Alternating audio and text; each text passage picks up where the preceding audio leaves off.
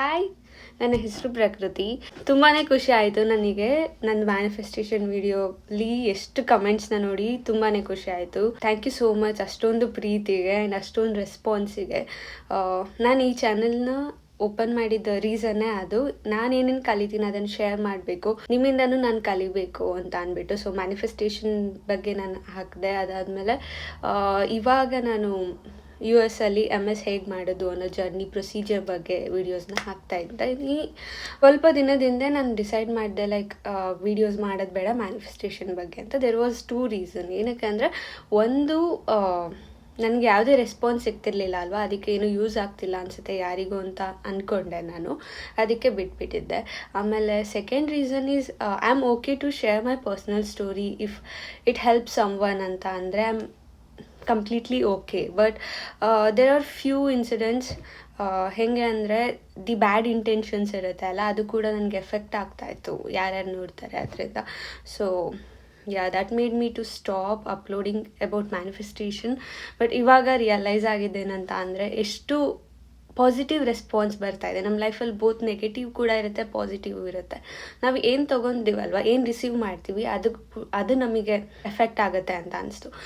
ಯಾವುದೋ ಒಂದು ಸ್ವಲ್ಪ ನೆಗೆಟಿವ್ಗೋಸ್ಕರ ನಾವು ಇಷ್ಟು ಒಳ್ಳೆ ಪಾಸಿಟಿವ್ ಇರೋ ಒಂದು ಕಮ್ಯುನಿಟಿ ಬಿಲ್ಡ್ ಮಾಡೋ ಚಾನ್ಸ್ ಇದೆ, ಯಾಕೆ ಮಿಸ್ ಮಾಡ್ಕೊಬೇಕಂತ ಅನಿಸ್ತು. ಆ್ಯಂಡ್ ಆಲ್ಸೋ ನಾನು ಆವಾಗ ಯೂನಿವರ್ಸಿಟಿಗೆ ಸೈನ್ ಕೇಳಿದ್ದೆ, ನಾನು ಕಂಟಿನ್ಯೂ ಮಾಡಬೇಕಾ ಮ್ಯಾನಿಫೆಸ್ಟೇಷನ್ ಬಗ್ಗೆ ಅಥವಾ ಬೇಡವಾ, it is not my cup of Tina ಅಂತ ಎಲ್ಲ ಕೇಳ್ಕೊಂಡಿದ್ದೆ. ಆವಾಗ ನನಗೇನು ಆನ್ಸರ್ ಸಿಕ್ಕಿಲ್ಲ. ಸೊ ಐ ಲಾಸ್ಟ್ ಹೋಪ್, ನಾನು ಬೇಡ ಬಿಡು ಅಂತ, ನನಗಲ್ಲ ಅನಿಸುತ್ತೆ ಇದು ಅಂತ ಅಂದ್ಕೊಂಡಿದ್ದೆ.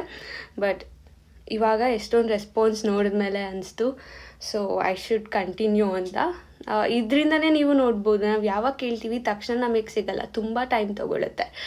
ಯಾವಾಗ ನಾವು ಚೇಸ್ ಮಾಡೋದನ್ನ ಬಿಡ್ತೀವಿ ಅಲ್ಲ, ಆಗ ನಮಗೆ ಸಿಗುತ್ತೆ. ಆಲ್ಮೋಸ್ಟ್ 1 ಮಂತ್ ಮೇಲೆ ಆಗಿದೆ ಅನಿಸುತ್ತೆ ನನ್ನ ಸೈನ್ನ ಕೇಳಿ. 1 ಮಂತ್ ಆದಮೇಲೆ ಇವಾಗ ನನಗೊಂದು ರೆಸ್ಪಾನ್ಸ್ ಸಿಕ್ಕಿದೆ ಅಲ್ವಾ. ಸೊ ಪೇಷನ್ಸ್ ತುಂಬಾ ಇಂಪಾರ್ಟೆಂಟ್ ಆಗುತ್ತೆ ಈ ಹೋಲ್ ಜರ್ನಿಯಲ್ಲಿ. ಮ್ಯಾನಿಫೆಸ್ಟೇಷನ್ ಅಂತ ಅಲ್ಲ, ನಮ್ಮ ಪೂರ ಲೈಫಲ್ಲಿ ಕೂಡ. ನಾವಿವಾಗ ಸೀಡ್ನ ಹಾಕಿದ ತಕ್ಷಣ ಗಿಡ ಬೆಳೆಯಲ್ಲ ಅಂತಾರಲ್ಲ, ಆ ಥರ. ಸೊ ಜಾಸ್ತಿ ಮಾತಾಡ್ಬಿಟ್ಟೆ ಅನಿಸುತ್ತೆ. Let's get into the video. ತುಂಬ ಜನ ಕ್ವೆಶನ್ನ ಕೇಳಿದ್ರಿ, ಹೇಗೆ ನಾವು ಮಾರ್ಕ್ಸ್ನ ಮ್ಯಾನಿಫೆಸ್ಟ್ ಮಾಡ್ಕೊಳ್ಳೋದು ಅಂತ ಅಂದ್ಬಿಟ್ಟು. ಸೊ ಅದ್ರ ಬಗ್ಗೆ ಹೇಳ್ತೀನಿ. ನಾನು ನಿಮ್ಗೆ ತುಂಬಾ ಸುಲಭವಾಗಿ ಹೇಳ್ತೀನಿ, ನಾನೇನು ಪ್ರಾಕ್ಟೀಸ್ ಮಾಡ್ತಿದ್ದೆ ಅದನ್ನು ಹೇಗೆ ವರ್ಕ್ ಆಗುತ್ತೆ ಅಂತ ಅಂದ್ಬಿಟ್ಟು. ಫಸ್ಟು ಏನಂತ ಅಂದರೆ, ನಾವು ಯಾವುದೇ ಸಪೋಸ್ ಜಾರ್ನ ತೊಗೊತೀರಾ ಅಂದ್ಕೊಳ್ಳಿ ನೀವು, ಅದ್ರಲ್ಲಿ ನೀರನ್ನ ಹಾಕಬೇಕಂತ ಅಂದರೆ ಆ ಜಾರ್ನ ಫಸ್ಟ್ ವಾಶ್ ಮಾಡ್ತೀವಲ್ವ, ಎಷ್ಟೊಂದು ಕೊಳೆ ಇರುತ್ತೆ.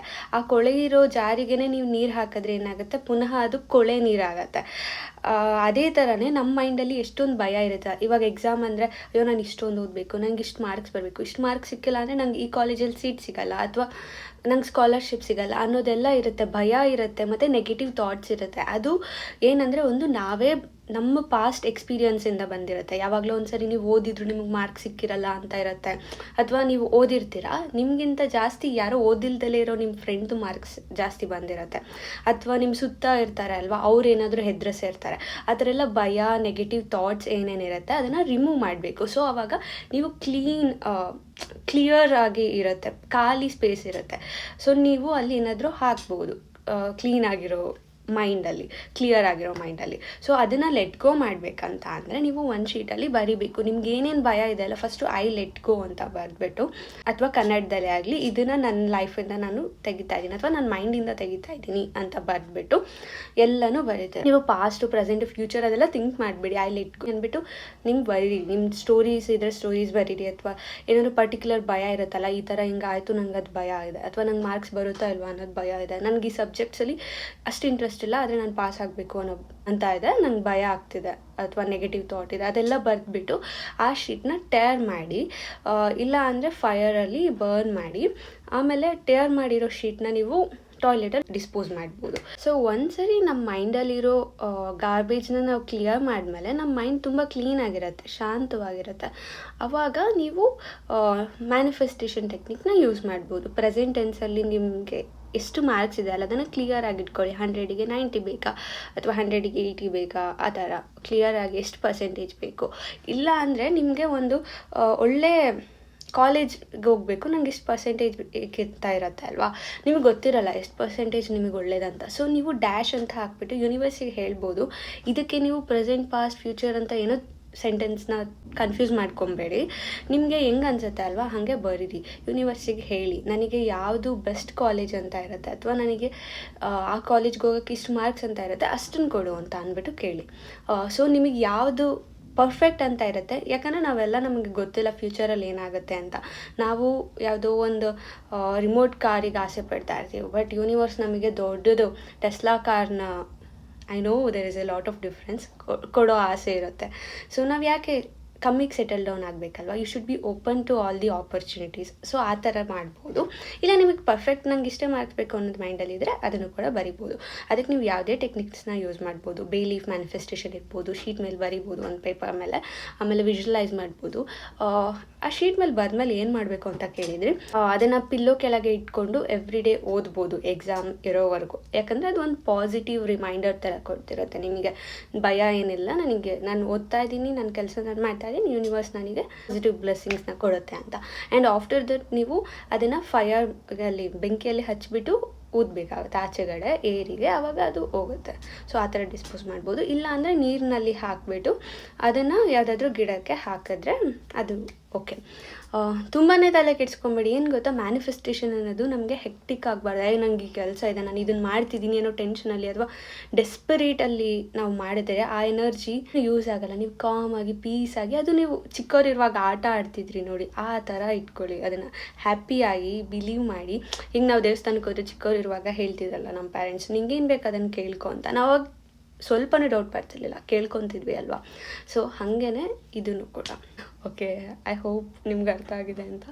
ನಾನು ತುಂಬಾ ಚಿಕ್ಕದಾಗಿ ಹೇಳೋಕ್ಕೆ ಟ್ರೈ ಮಾಡ್ತಾಯಿದ್ದೀನಿ, ಪ್ರಾಕ್ಟಿಕಲಿ ನಮಗೆ ಕನೆಕ್ಟ್ ಆಗೋ ಥರ. ಇದು ಒಂದು ಪಾರ್ಟ್ ಆಯಿತು. ಸೆಕೆಂಡ್ ಪಾರ್ಟ್ ಏನಂದರೆ, ನೀವು ಓದುವಾಗ ಹೆಂಗೆ ಶುರು ಮಾಡಬೇಕಂತ ಹೇಳ್ತೀನಿ. ನಾನು ಹೆಂಗೆ ಮಾಡ್ತಿದ್ದೆ ಅಂತ ಹೇಳ್ತೀನಿ. ಸೊ ನಿಮಗೆ ಯೂಸ್ ಆಗುತ್ತೆ. ಸೊ ಫಸ್ಟು ಪ್ರಾರ್ಥನೆ ಮಾಡಬೇಕು ಓದಕ್ಕೆ ಕೂತ್ಕೊಳ್ಳುವಾಗ. ನಮಗೆ ಸ್ಕೂಲಲ್ಲಿ ಮತ್ತು ನಮ್ಮ ಮನೆಯಲ್ಲಿ ಮಾಡಿಸ್ತಿದ್ರು ಗಣೇಶನಿಗೆ ಮತ್ತು ಸರಸ್ವತಿ ದೇವಿಗೆ. ನಾವಿವಾಗ ಏನು ಓದ್ತಿದ್ದೀವಿ ಅಲ್ಲ, ಅದೆಲ್ಲ ನಮ್ಮ ಬುದ್ಧಿಗೆ ಮತ್ತು ಮನಸ್ಸಿಗೆ ಅರ್ಥ ಆಗಲಿ ಆ ಥರ ಎಲ್ಲನೂ ಪ್ರಾರ್ಥನೆ ಮಾಡಿಸ್ತಿದ್ರು. So you can pray.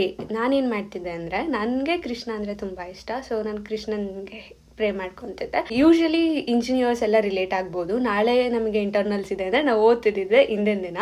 First 2 years full first rank Raju ಥರ ನಾವು ಎಲ್ಲನೂ ಅವತ್ತಿಂದಿಗೆ ಓದ್ತಿದ್ವಿ. ಆದರೆ ಇಯರ್ಸ್ ಕಳೀತಾ ಏನು ಮಾಡ್ತಿದ್ವಿ, 2 days ಬ್ಯಾಕು 3 days ಬ್ಯಾಕು ಶುರು ಮಾಡ್ತಿದ್ವಿ ಓದೋದಕ್ಕೆ. ನಾನೇನು ಮಾಡ್ತಿದ್ದೆ ಅಂದರೆ, ತುಂಬ ಭಯ ಆಗ್ತಿತ್ತು. ಎಕ್ಸಾಕ್ಟ್ಲಿ ನೀವು ಯಾವ ಸ್ಟೇಜಲ್ಲಿದ್ದೀರಾ, ನಾನು ಅದೇ ಸ್ಟೇಜಲ್ಲೇ ಇರ್ತಿದ್ದೆ. ಸೊ ಏನು ಮಾಡ್ತಿದ್ದೆ ಅಂದರೆ, ಕೃಷ್ಣನ್ ಕೇಳ್ತಾ ಇದ್ದೆ. ಆ್ಯಂಡ್ ಗಣೇಶನಿಗೂ ಸರಸ್ವತಿಗೂ ಕೂಡ, ಯಾಕಂದರೆ ಅವರೇ ಅಲ್ವಾ ವಿದ್ಯೆಗೆ ಅಧಿಪತಿ ಅಂದರೆ ಗಣೇಶ.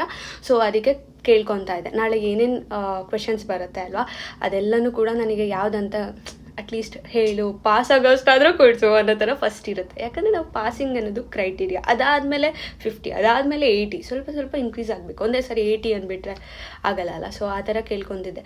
ಸಮ್ಹೌ ಅದೇ ಕ್ವೆಶನ್ಸ್ ಬರ್ತಿತ್ತು ಎಷ್ಟೊಂದು ಸರಿ. ಸೊ ಅದಕ್ಕೆ ಹೇಳಿದ್ದು, ನೀವು ಎಷ್ಟು ಬಿಲೀವ್ ಮಾಡ್ತೀರಾ, ಎಷ್ಟು ಕನೆಕ್ಷನ್ ಇಟ್ಕೊತೀರಾ ಯೂನಿವರ್ಸ್ ಜೊತೆ ಅಥವಾ ದೇವ್ರ ಜೊತೆ, ಅದು ನಿಮಗೆ ಹೆಲ್ಪ್ ಆಗ್ತಾ ಹೋಗುತ್ತೆ. ಸೊ ಕುತ್ಕೊಂಡು ಓದ್ಕೊತಿದ್ದೆ ನಾನು. ಸೊ ನೀವು ಪ್ರೇಯರ್ ಮಾಡ್ಬೋದು. ಅದಾದಮೇಲೆ ಓದಿದ ಕೊನೆಯಲ್ಲಿ ಗ್ರ್ಯಾಟಿಟ್ಯೂಡ್ ಹೇಳಬೇಕು. ಪ್ರತಿಯೊಂದಕ್ಕೂ ಥ್ಯಾಂಕ್ಸ್ ಹೇಳಬೇಕು. ಏನಂದರೆ, ನೀವು ಯಾವಾಗ ಥ್ಯಾಂಕ್ಸ್ ಹೇಳ್ತೀರಾ, ಒಂದು ಪಾಸಿಟಿವ್ ಎನರ್ಜಿನ ಕಳಿಸ್ತೀರಾ ನೀವು. ಸೊ ನೀವು ಏನು ಸೆಂಡ್ ಮಾಡ್ತೀರಾ ಅದನ್ನೇ ರಿಸೀವ್ ಮಾಡ್ಕೊತೀರಾ ತಾನೇ, ಅದು ಬೇಸಿಕ್. ಸೊ ಅದಕ್ಕೆ ನೀವು ಯಾವಾಗ ಪಾಸಿಟಿವ್ ಎನರ್ಜಿ ಕಳಿಸ್ತೀರಾ, ನಿಮ್ಗೆ ಪಾಸಿಟಿವ್ ಬರುತ್ತೆ. ಸೊ ದೇವರಿಗೆ ಓದಿಸಿದ್ದಕ್ಕೆ ಎಲ್ಲ ಇದು ಮಾಡಿದ್ದಕ್ಕೆ ಥ್ಯಾಂಕ್ ಯು ಅಂತ ಹೇಳ್ತೀರಾ. ಈಗ ಪ್ರಾಕ್ಟಿಕಲ್ ಸ್ಟೆಪ್ಸ್ ಬರೋದು. ಈಗ ನನಗೆ 5 ಮಾಡ್ಯೂಲ್ಸ್ ಇರ್ತಿತ್ತು ಅಂತ ಅಂದ್ಕೊಳ್ಳಿ ಇಂಟರ್ನಲ್ಸಿಗೆ. ನಾಳೆ ನನ್ನ ಮಾರ್ಕ್ಸು 90% ಅಂದರೆ ನನಗೆ ಅಟ್ಲೀಸ್ಟ್ 5 ಮಾಡ್ಯೂಲ್ಸು ಓದಬೇಕಾಗತ್ತೆ. ಯಾಕಂದರೆ 90% ಬೇಕಂದರೆ ನಾನು ಅಷ್ಟು ಕವರ್ ಮಾಡಲೇಬೇಕಾಗುತ್ತೆ. ಅದೇ ಥರನೇ ನಿಮಗೆ ಮಾರ್ಕ್ಸ್ ಎಷ್ಟಿದೆ ಅದರಷ್ಟು ನೀವು ಓದಬೇಕಾಗತ್ತೆ. ಇವಾಗ ನೀವೇನಾದರೂ 50% ಮಾರ್ಕ್ಸ್ನ ಇದು ಮಾಡ್ತಿದ್ದೀರಾ ಅಂತ ಅಂದ್ಕೊಳ್ಳಿ, ಸುಮ್ಮನೆ ಎಕ್ಸಾಂಪಲ್ ಆಯಿತಾ.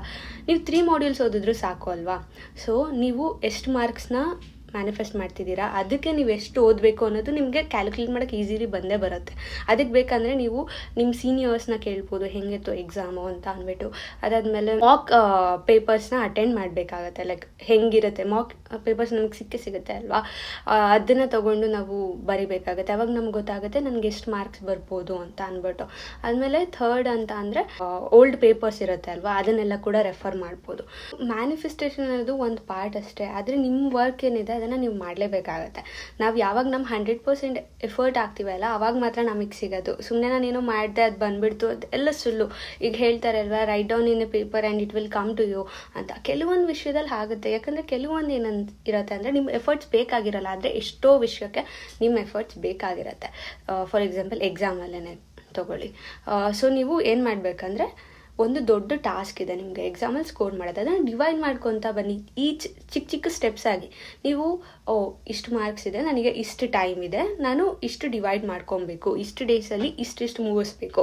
ಆಮೇಲೆ ಕೊನೆ 2-3 ದಿನ ನೀವು ಪೇಪರ್ಸ್ನ ಸಾಲ್ವ್ ಮಾಡೋದಕ್ಕೆ, ಆಮೇಲೆ ಮಾಕ್ ಟೆಸ್ಟ್ಗಳನ್ನ ತೊಗೊಳೋದಕ್ಕೆ, ಅಥವಾ ನಿಮಗೆ ಅದರಲ್ಲಾದರೂ ಭಯ ಥರ ಇರುತ್ತೆ ಅಲ್ವಾ, ಲೈಕ್ ಈ ಮಾಡ್ಯೂಲ್ ಕಷ್ಟ ಇದೆ ನನಗೆ ಅಥವಾ ಈ ಸಬ್ಜೆಕ್ಟ್ ಕಷ್ಟ ಇದೆ ಅಂತ, ಅದ್ರ ಮೇಲೆ ವರ್ಕ್ ಮಾಡಬೇಕು. ಇನ್ನು 2-3 ದಿನ ಹಿಂದೆ ಇರೋ ಥರ. ನೀವು ಕೇಳ್ಬೋದು, ಮ್ಯಾನಿಫೆಸ್ಟೇಷನ್ ಮತ್ತು ಏನಕ್ಕೆ ಮಾಡೋದು, ನಾವು ಓದ್ಬಿಟ್ಟು ನಾವು ಬರಿಬೋದಲ್ವಾ ಅಂತ. ನಾವು ಓದಿದ್ರು ಕೂಡ ನಮ್ಮ ಮೈಂಡಲ್ಲಿ ಎಷ್ಟೊಂದು ನೆಗೆಟಿವ್ ಥಾಟ್ಸ್ ಇರುತ್ತೆ, ಭಯ ಇರುತ್ತೆ, ಅದನ್ನೆಲ್ಲ ಹೋಗ್ಸೋದಕ್ಕೆ ನಾವು ರೀಪ್ಲೇಸ್ ಮಾಡಬೇಕು ಪಾಸಿಟಿವಿಟಿಯಿಂದ. ಅದಾದಮೇಲೆ ಲೈಕ್ ನಾವು ದೇವಸ್ಥಾನಕ್ಕೆ ಅಥವಾ ದೇವ್ರ ಮನೆಗೆ ಹೋಗ್ಬಿಟ್ಟು ನಮಸ್ಕಾರ ಆಗ್ಬಿಟ್ಟು ಹೋಗ್ತೀವಿ ಎಕ್ಸಾಮ್ಗೆ ಹೋಗೋಕ್ಕೂ ಮುಂಚೆ. ಏನಕ್ಕೆ? ಅದು ಒಂದು ನಮಗೆ ಧೈರ್ಯ ಕೊಡುತ್ತೆ. ಒಂಥರ ನಾನು ಓದಿದ್ದೀನಿ, ಜೊತೆಗೆ ದೇವ್ರದ್ದು ಆಶೀರ್ವಾದ ಇದೆ ಅನ್ನೋ ಥರ. ಅದೇ ಥರನೇ ಇದು, universe will bring that opportunities to your door. ಅದನ್ನು ನೀವು ಡೋರ್ ಓಪನ್ ಮಾಡಿ ಅದಕ್ಕೆ ಏನು ಆ್ಯಕ್ಷನ್ ತೊಗೊಬೇಕು ಅದನ್ನೆಲ್ಲ ನೀವು ತೊಗೊಬೇಕಾಗತ್ತೆ. ಬಟ್ ಆ ಆಪರ್ಚುನಿಟಿ ಇದೆ ಅಲ್ಲ, ಅದು ಬರುತ್ತೆ ನಿಮಗೆ. ಸೊ ನೀವು ಎವ್ರಿ ಡೇ ಮಲಗೋಕ್ಕೂ ಮುಂಚೆ ವಿಜುವಲೈಸ್ ಮಾಡ್ಕೊಬೋದು. ನಾನೇನು ಮಾಡ್ತೀನಿ ಅಂದರೆ, ನಾನು ರಿಸಲ್ಟ್ನ ವಿಜುವಲೈಸ್ ಮಾಡಲ್ಲ ಜಾಸ್ತಿ, ರಿಸಲ್ಟ್ನ ಸ್ವಲ್ಪ ಮಾಡ್ತೀನಿ, ಆದರೆ ಮೋರ್ ಫೋಕಸ್ ನಾನು ಆ್ಯಕ್ಷನ್ ಮೇಲೆ ಇಟ್ಟಿರ್ತೀನಿ.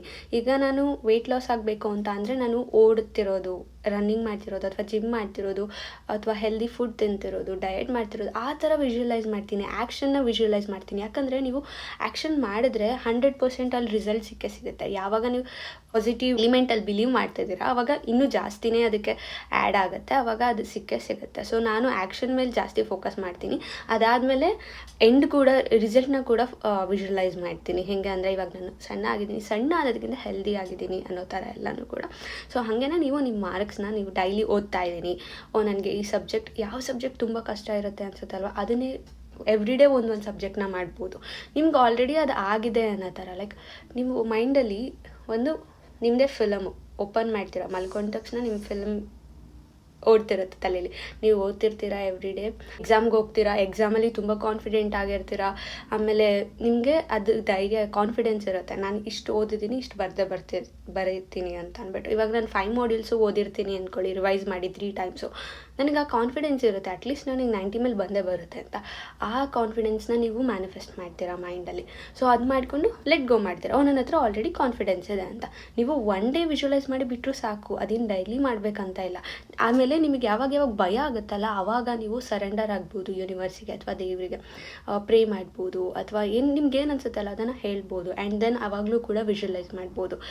ಸೊ ನೀವೇನು ಮಾಡ್ತೀರಾ, ಯಾವಾಗ ಡೌನ್ ಫೀಲ್ ಆಗುತ್ತೆ ಅಥವಾ ಭಯ ಫೀಲ್ ಆಗುತ್ತೆ, ನೆಗೆಟಿವ್ ಫೀಲ್ ಆಗುತ್ತೆ, ಆವಾಗ ಪಾಸಿಟಿವ್ ಆಗ್ತೀರಾ. ಸೊ ಐ ಹೋಪ್ ನಿಮಗೆ ಈ ವಿಡಿಯೋ ಇಷ್ಟ ಆಗಿದೆ ಅಂತ ಅಂದ್ಬಿಟ್ಟು. ತುಂಬಾ ಸುಲಭ, ತಲೆ ಕೆಡ್ಸ್ಕೊಬೇಡಿ, ತುಂಬ ಏನೇನೋ ಇದೆ ಅನ್ನೋ ಥರ.